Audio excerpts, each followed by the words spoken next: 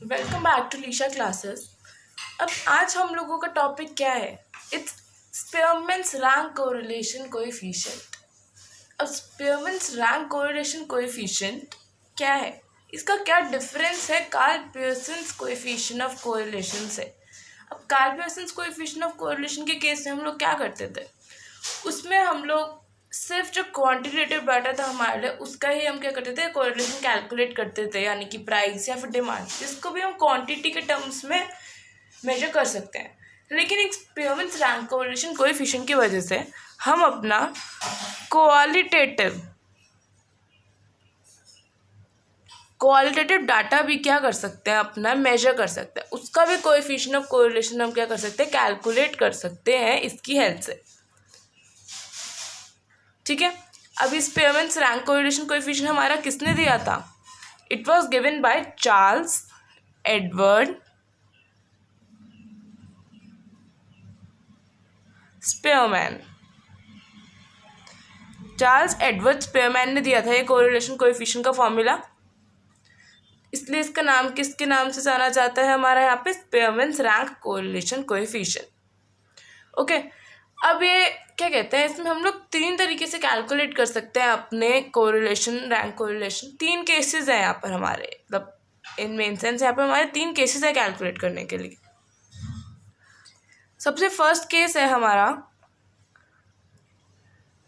When ranks are given. अगर हमें क्या है, रैंक दी हुई है अपनी, रैंक्स क्या होंगी? रैंक्स एक तरीके से प्रेफरेंस है हमारी।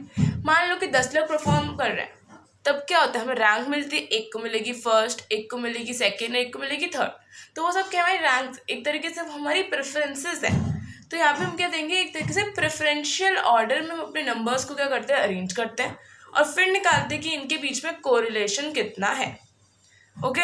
अगर हमारी रैंक्स ऑलरेडी गिवन है तो उस केस में हम कैसे कैलकुलेट करेंगे? और किसी केस में ऐसा हो सकता है जब हमारी when ranks are not given, अगर हमारी रैंक्स पहले से नहीं दी हुई होती लेकिन हमें बाद में क्या है वो देनी पड़ती है, एक वो केस हो सकता है। और कभी कभार हमारा सबसे ज़्यादा इम्पॉर्टेंट और सबसे ज़्यादा कॉम्प्लेक्स जो मेथड है हमारा इसमें कैलकुलेट करने का, वो कब होगा? When ranks are equal. मान लो कि एक जज ने एक बंदे को दे दिया फर्स्ट और दूसरे को भी दे दिया फर्स्ट और तीसरे को भी फर्स्ट ही दे दिया, तो उस केस में हम कैसे कैलकुलेट करेंगे? हमारी रैंक्स क्या है, इक्वल है, यानी कि 1 अगर हमने 2 to 3 टाइम्स दे दिया या 2 हमने 2 to 3 टाइम्स दे दिया, तो क्या हो सकता है, हमारी रैंक्स इक्वल होंगी उस केस में। ये तीन केसेस हैं जो हमें यहाँ पे मेनली ध्यान रखने हैं। ओके ना, इसका फॉर्मूला बहुत ही सिंपल है as compare to Karl Pearson's के कंपैरिजन में तो बहुत ही ज़्यादा सिंपल है, क्योंकि वहाँ तो इतना बड़ा फॉर्मूला था, यहाँ पे बहुत छोटा सा फॉर्मूला है जो आपके लिए बहुत ईजी है लर्न करना। Its formula is R K is equal to, R K क्या है हमारा, rank correlation 1 minus 6 sigma D square N cube minus N.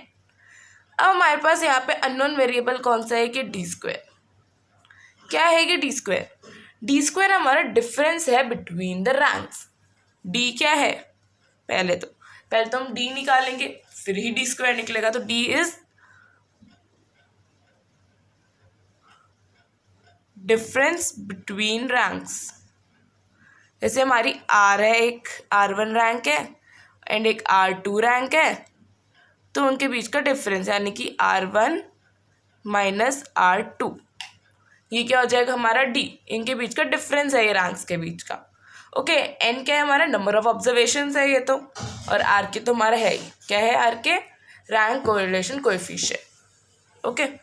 अब मैंने एक क्वेश्चन लिया है जो कि हमारा फर्स्ट केस कवर करेगा, यानी कि कौन सा केस, जब हमारी रैंक्स क्या हो, हमारे को गिवन हो, रैंक्स हमें ऑलरेडी दी हुई है, हमें क्या करना है, बस उनका डिफरेंस निकालना है, उनका स्क्वायर करना है और इस फॉर्मूला में हमारे को वैल्यूज अपनी पुट करनी है।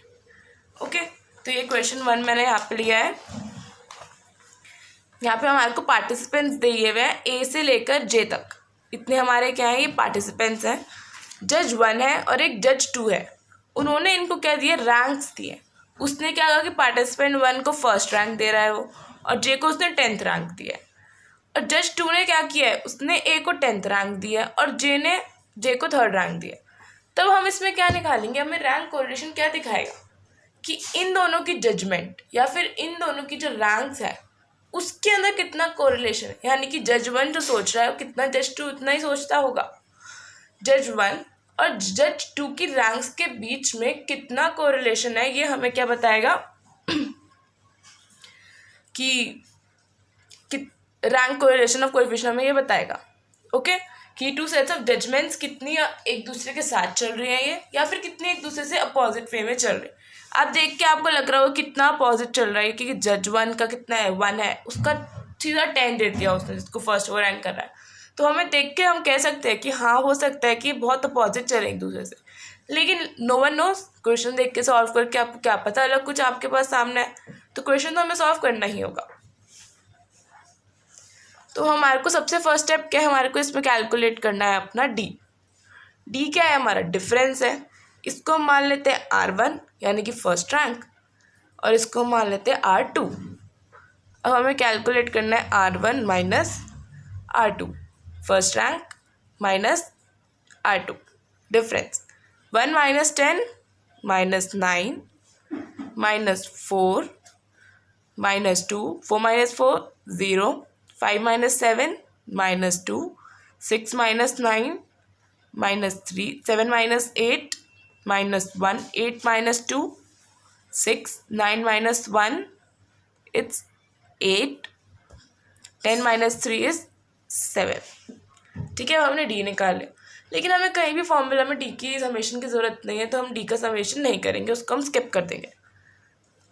हमें चाहिए मेनली डी स्क्वायर, डेविएशंस का स्क्वायर चाहिए। 9 का स्क्वायर वुड बी 81, 16, 4, 0, 4, 9, 1, 6, 6, 36, 8, 8, 64, 7, 7, 49। अब हमारा सिग्मा डी स्क्वायर किसके इक्वल होगा, इस सब के समेशन के।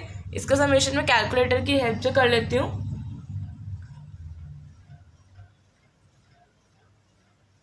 इसका समेशन आएगा हमारे पास 264। ओके, हमारे पास सिग्मा डी स्क्वायर कितना आएगा 264। अब हम अपना फॉर्मूला लिखते हैं और उसमें अपनी वैल्यूज पुट करेंगे। 1 minus 6 sigma D square N cube minus N. Formula लिखना कभी भी नहीं भूलना है, फॉर्मूला हमेशा लिखना है। ये मेन प्रो टिप है एक तरीके से, अपने स्टैट्स के क्वेश्चन हो या मैथ्स के क्वेश्चन हो, किसी का भी क्वेश्चन हो सॉल्व करने के, अगर आपको पता ही नहीं होगा आपको चाहिए कि तो आप कैसे सॉल्व करेंगे क्वेश्चन, तो आपको फॉर्मूला ज़रूर लिखना है अपना क्वेश्चन में। 1 minus 6 sigma D square, sigma D square कितना है 264। अब n क्या थी हमारी, नंबर ऑफ ऑब्जर्वेशन हम काउंट कर लेते हैं। 10 है वैसे तो, क्योंकि 10 तक ही हमारे को जजमेंट दी हुई है। 1 2 3 4 5 6 7 8 9 10 10 है हमारे पास n। 10 का क्यूब